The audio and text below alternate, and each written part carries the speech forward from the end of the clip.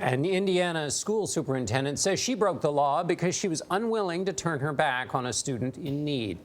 Casey Smitherman used her own insurance to pay for a 15-year-old boy's doctor visit and medication. She could have faced jail time for insurance and identity fraud, but will enter a diversion program instead. The school district is standing behind her. Smitherman explained to Dean Reynolds the lessons she learned about doing the wrong thing for the right reasons.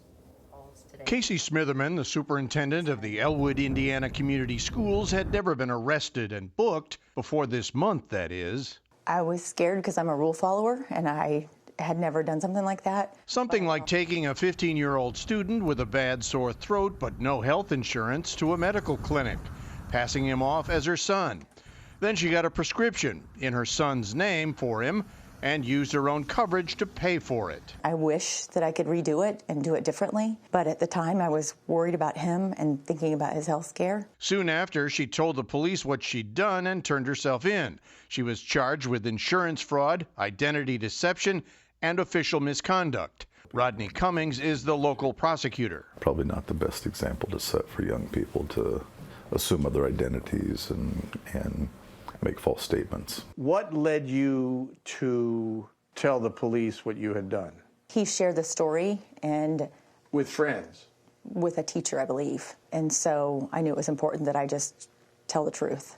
And so I called the police and told the truth. Did it weigh on your conscience? Yes, completely. I'm not suggesting what I did was right, but trying to find ways to help all of our kids is so important.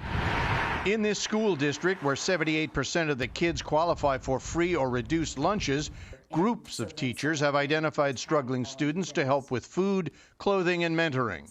Casey says it's a teacher thing. Overwhelmingly, the calls that I've received in the last day have been from other school teachers. And I've heard from Seattle to New Jersey, and it's been, I recognize this, I've felt that way myself, I've helped kids myself, and so it's a plight educators across our country deal with. Under an agreement with the prosecutor, the charges will be dropped if she gets through the next year without another arrest.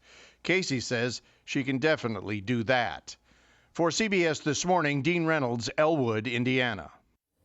Look at the sign behind her on the desk that says you can never have too much happy. We all know it's not the right thing to do, but I think I can understand why she did what she did and why she felt so strongly about it. And why she's sharing it. Yeah. You know, we need to Yes. fix our priorities. Exactly. About what's important when they're kids who don't have insurance, that can't get the proper medical care when they're sick. Yeah.